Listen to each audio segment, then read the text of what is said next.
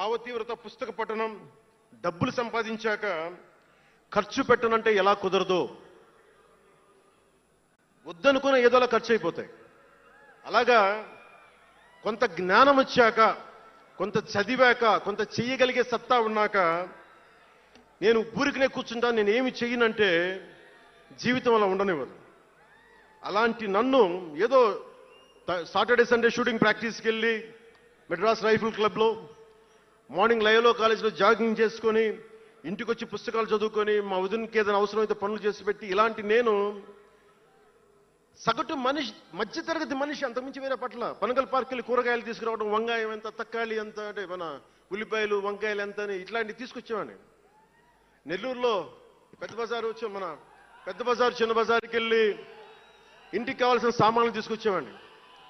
నాకు అంతకుమించి జీవితాన్ని కోరుకోలేదు నేను. అలాంటిది నేను యాక్టర్ అయ్యాను, ఈ రోజున పొలిటికల్ లీడర్ అయ్యాను, దేశమంతా గుర్తించే అయ్యానంటే ఇది ఏది కూడా నేను కోరుకుంది కాదు, నాకు ఇవ్వబడింది. అందుకే నేను కర్మే చేస్తాను, నేను ఫలితం ఆశించను.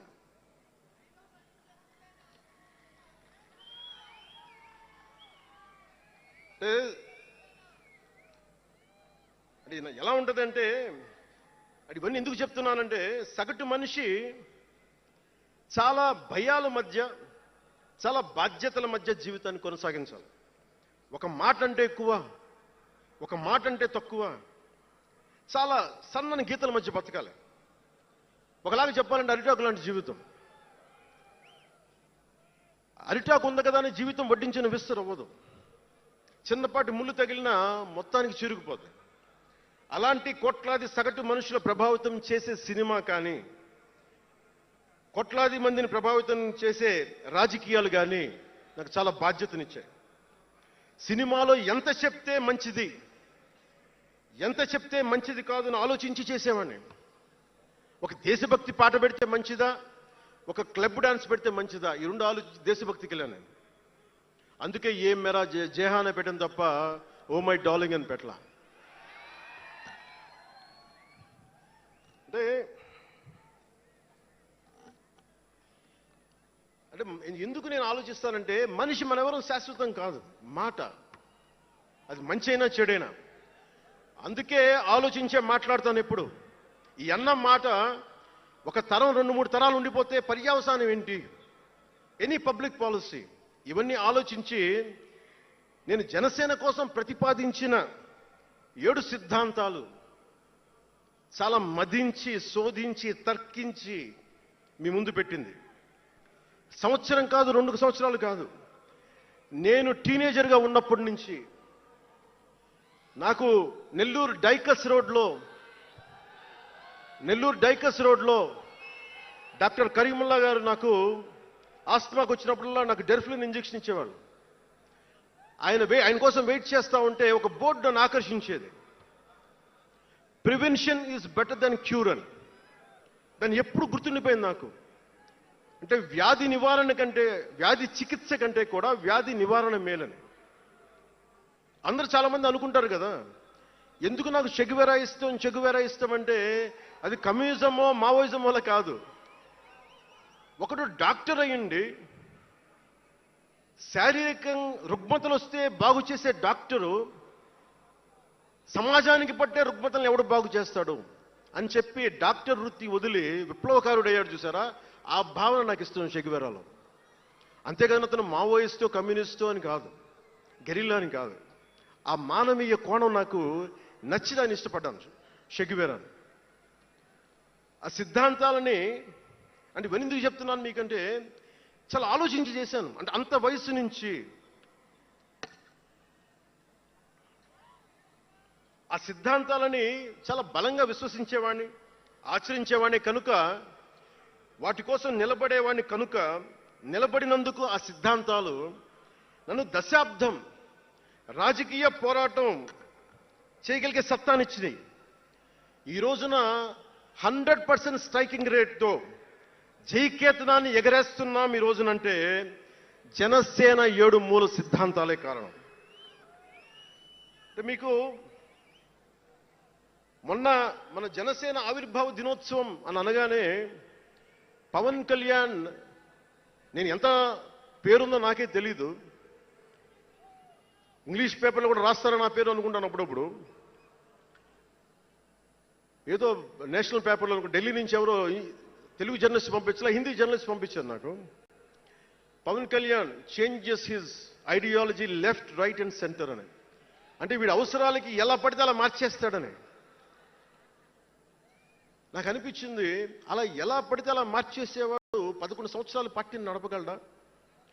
7 సినిమాలతోటి సూపర్ స్టార్డమ్ రాగలదా? నేను వద్దనుకున్నా ఓజీ అని అంటూ ఉంటారు, అవన్నీ వస్తాయా? 2007లో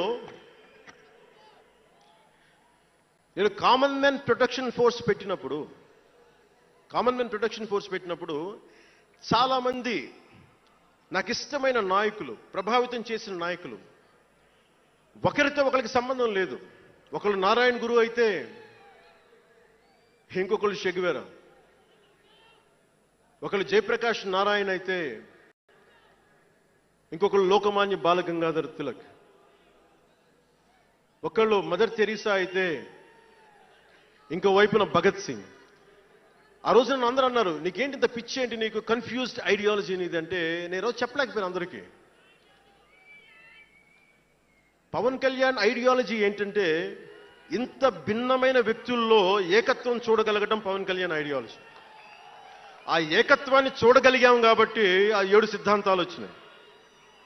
నాకు ఒక్కొక్కరిలో నాకు నచ్చిన అంశాన్ని తీసుకొని నాకు వ్యక్తిగతంగా బలం ఇవ్వడం చూశాను. అది నా మీద ఎంత ప్రభావితం చూపించింది, అది ఎంత సక్సెస్ ఇచ్చిందో కూడా నాకు తెలుసు. అంటే నేను అందరిలాగా నేను కాలేజీలకి యూనివర్సిటీలకి వెళ్ళా, డాక్టరేట్ లేకుండా పోవచ్చు, యూనివర్సిటీస్కి వెళ్ళి ఉండకపోవచ్చు, కానీ జ్ఞానాన్ని సముపార్జించటం నా చిన్నప్పటి నుంచి ఈ క్షణం దాకా నేను ఎప్పుడూ ఆపలా, ఎప్పుడు నేర్చుకుంటానే ఉన్నాను. అంటే చిన్నప్పుడు ఇలస్ట్రేటెడ్ వీక్లీలు, ఫ్రంట్ లైన్ మ్యాగజైన్లు, న్యూస్ పేపర్లు, సోవియట్ భూమి పత్రికలు, చరిత్ర, సంస్కృతి పుస్తకాలు, సాహిత్యం, ఫిలాసఫీ, ఫారిన్ అఫైర్స్ ఇవేమి చదవటం ఆపలా ఇప్పటిదాకా. అవన్నీ సామాజిక, చారిత్రక, రాజకీయ అంశాల మీద అవగాహన లేకుండా ఎందుకు పార్టీ పెడతాం? దేశ విభజన, కలోనియల్ చరిత్ర, తిరుగుబాట్లు, చిట్టాగాంగ్, విప్లవ వీరులు, తాకట్టులో భారతదేశం, ఆడమ్ స్మిత్లు, మాల్థూసియన్ థీరీలు చదవకుండా, అర్థం చేసుకోకుండా పార్టీ పెట్టేస్తామా? అంటే ఇవన్నీ ఇంత అవగాహన, ఇంత సామాజిక పరిజ్ఞానం సినిమాలు చేసుకునే వాడికి ఎలా ఉంటుంది అవగాహన అని? అదే కదా. అంటే దానికోసం ఎలా పుట్టాలండి? ప్రత్యేకంగా తెల్లగడ్డ వేసుకొని పుట్టాలా అండి? ఆకాశంలోకి చూస్తా తెల్లగడ్డం వేసుకొని సామాన్యుడికి అర్థం కాని లిటరీ టర్మ్స్ తోటి మాటల్ని మాట్లాడాలా? పోనీ పార్టీ పెట్టాలి అంటే నాన్న ముఖ్యమంత్రి అయి ఉండాలా? మావయ్య కేంద్ర మంత్రి అయి ఉండాలా? బాబాయిని చంపించుండాలా అని ఎక్కడ రాసిలేదు కదా. అంటే దశాబ్దం పాటు ఒంటరిగా పార్టీని మొయ్యాలి అంటే ఎన్ని తిట్లు, ఎన్ని అవమానాలు భరించాలి, ఎంత నలిగుండాలి, ఎంత జ్వలించుకుపోవాలి, ఎన్ని పోగొట్టుకోవాలి. వ్యక్తిగత జీవితం నుంచి నా ఆరోగ్యం దాకా అన్ని పోగొట్టుకుంటానే వచ్చాను. దానికి ఈ జయకేతనం నాకు ఆనందాన్ని ఇచ్చింది. ఎందుకు చెప్తున్నానంటే ఆరోగ్యం గురించి. నేను మార్షల్ ఆర్ట్స్ చేసేటప్పుడు 3 గ్రనైట్ రాళ్లు గుండెల మీద పెట్టుకొని పగలగొట్టించుకునేవాడిని. 9 ఏళ్ల పిల్లలు, 8 ఏళ్ల పిల్లలు ముగ్గురిని ఒకళ్ళని ఇలా పట్టుకుని ఇంకొకటి భుజాల మీద కెక్కించుకొని గుడుంబ శంకర్లో మోసుకొచ్చినంత బలం ఉంది. చూడటానికి బక్కగానే ఉంటా, కానీ బలం అపారం ఉండేది. అలాంటి నేను ఈ రోజున నాకు రెండో కొడుకు నేను ఎత్తుకోలేను. పెద్ద కొడుకుని అలాగే ఎత్తుకోలేను అనుకోండి, అది వేరే విషయం. నా రెండో కొడుకుని చిన్నోడు 6-7 సంవత్సరాలు, వాడిని ఎత్తుకోలేను నేను. అంత బలహీనపడిపోయాను. కానీ బలం తెచ్చుకుంటాం మీ అందరి ఆశీస్సులతోటి, బద్దలు కొడతాం మళ్ళీ. అంటే రాజకీయాల్లో ఉండాలంటే రెండు, పిచ్చి పవర్ హంగ్రీ ఉండాలి, లేదా బలమైన సైద్ధాంతిక బలమన్నా ఉండాలి. వ్యక్తిగా ఎదగాలి, పదవే ముఖ్యం, అధికారమే ముఖ్యం. దానికోసం గుండాల్ని వాడుకుంటాం, మర్డర్లు చేయిస్తాం, వేల కోట్లు దోచేస్తాం, కులాలని కెలికేస్తాం, రకరకాల విద్వేషాలు రెచ్చగొడతాం, తద్వారా లాభపడతాం అన్నది ఇంకో పద్ధతి. నేను అది కోడికత్తిని వాడుకుంటాం, నేను అలాంటివి ఎంచుకోలే. సైద్ధాంతిక రాజకీయాన్ని ఎంచుకున్నాను. నాకు ఊహ తెలిసినప్పటి నుంచి అలాగే బతికాను. అందుకే నేను సమాజం, సమతుల్యత, భావితరాల భవిష్యత్తు, దేశం అంతరంగిక భద్రత, దేశ భద్రత, శత్రు దేశాల దాడులు ఆలోచించి దశాబ్దన్నర నలిగి గుండె రగిలి అందరిలోనూ చైతన్యం రగిలించి ఈ రోజున జనసేన జయకేతనం ఎగరవేస్తున్నాం. ఇది జనసేన పద్ధతి. Registered party to recognised party. It took us a decade plus.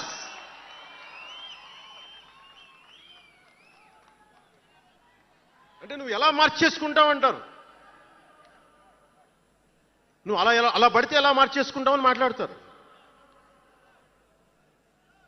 అరే ఒక మనం ప్రార్థించే నదే గంగమ్మ అవ్వచ్చు, కృష్ణమ్మ అవ్వచ్చు, దేవత అవుతుంది, పడవలకి రస్తా అవుతుంది, పంట కాలువలకి పొలాల్లోకి దూరే పంట కాలువ అవుతుంది. మార్పు అనేక రకాలుగా ఉంటుంది. ఇక్కడ నువ్వు గంగని నదిగా చేశావు, ఇక్కడ నువ్వు స్నానం చేయకూడదంటే కుదరదు. చాలా విభిన్నంగా చూడాలి. నేను మార్పు కోసం వచ్చిన వాడిని, ఓట్ల కోసం వచ్చిన వాడిని కాదు. అంటే ఇన్ని మాట్లాడే ఈ ఇంగ్లీష్ పేపర్ వాళ్ళకి I want to give you an example. Who said Pawan Kalyan changes from left, right and center?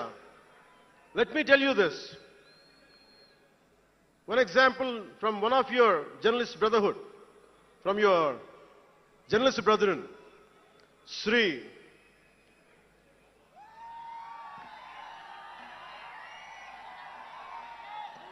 M.J. Akbar. He wrote a book called Riot After Riot.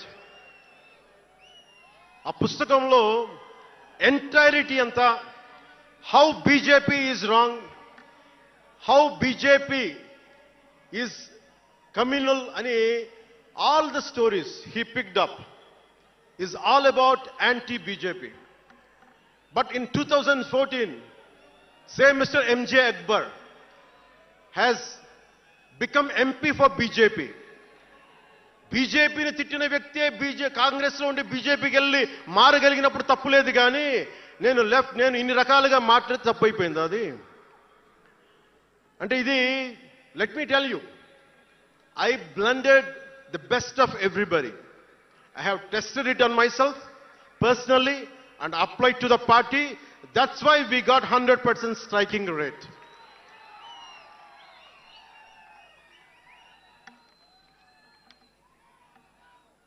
నేను ఎలాంటి కాలంలో పెరిగానంటే భావోద్వేగాలు లేకుండా, జీవిత బరువులు మోయకుండా, కించిత్తు భావుకత లేకుండా, బాధ్యతగా నడవకుండా ఉంటే ఇంత దూరం రాగలమా?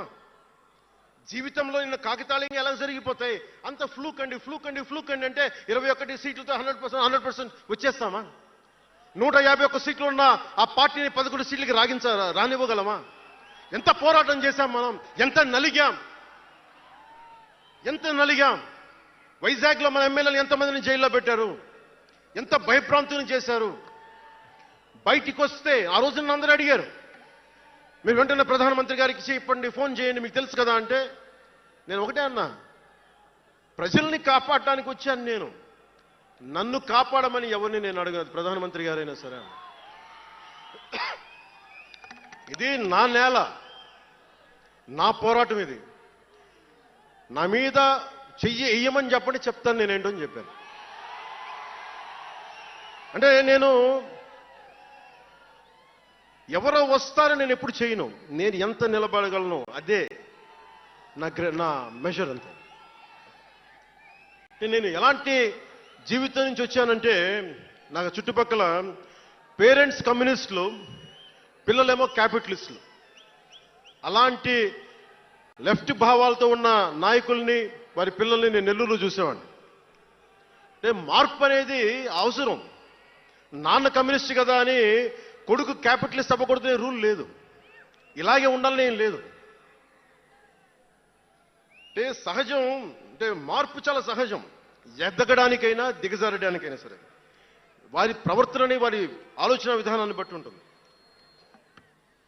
కులాలను కలిపే ఆలోచన విధానం, భాషలని గౌరవించే సాంప్రదాయం, సంస్కృతుల్ని కాపాడే సమాజం, ప్రాంతీయతను విస్మరించిన జాతీయవాదం, మతాల ప్రస్తావన లేని రాజకీయం, అవినీతిపైన రాజీ లేని పోరాటం, పర్యావరణాన్ని పరిరక్షించే అభివృద్ధి ప్రస్థానం, ఇవన్నీ పెట్టినప్పుడు నవ్వారు అందరూ. అలాంటిది నన్ను ఈ రోజున పర్యావరణ మంత్రిగా తీసుకొచ్చింది ఈ సిద్ధాంతాలే. సిద్ధాంతాన్ని ప్రతిపాదించినప్పుడు చాలా పరిశోధించాలి, చరిత్ర చదవాలి, అవగాహన చేసుకోవాలి, జటిలమైన సందేహాలు వాటికి వివరణ ఇవ్వాలి. ఇవన్నీ కూడా ఉండబట్టే ఈ రోజున ఇంత బలంగా నిలబడగలిగాను. నేను ఇంత ఆలోచించి అడుగు ముందుకేస్తాను తప్ప అనాలోచితంగా ఎప్పుడు నేను అడిగాను. ఈ 10 ఏళ్లలో నిలబడ్డాం, బలపడ్డాం, చాలా పడ్డాం కూడా. సమాజ తీరుతెన్నులు ఎలా ఉంటాయి అని ఆలోచించేటప్పుడు నన్ను బూతులు తిట్టినా, ఆ తిట్టిన వాటిని ప్రసార మాధ్యమాల్లో ప్రసరింపజేసి డిబేట్లు పెట్టి వీళ్ళకి నా జీవితం తప్ప ఇంకేం లేవా, కనిపించవా అనుకునేవాడిని. అంటే మీరు చెప్పండి, ఒకళ్ళ ఇంట్లో ఆస్తి తగాదాలు, అన్నా చెల్లెల మధ్య ఆస్తి గొడవలు, రాష్ట్రానికి సంబంధం ఏముంది? అది అసలు ప్రజలు ఆలోచించాల్సింది ముందస్తుగా. అసలు ఎన్నికల్లో చేయడానికి డబ్బులు లేని వాళ్ళ దగ్గర ఇన్ని వేల కోట్లు ఎలా వచ్చినాయి? నేను డిగ్రీలు చదివి, పిహెచ్డీలు చదివి నాకు ఉపాధి రాకపోతే వీళ్ళు కేవలం రాజకీయాల్లోకి వచ్చి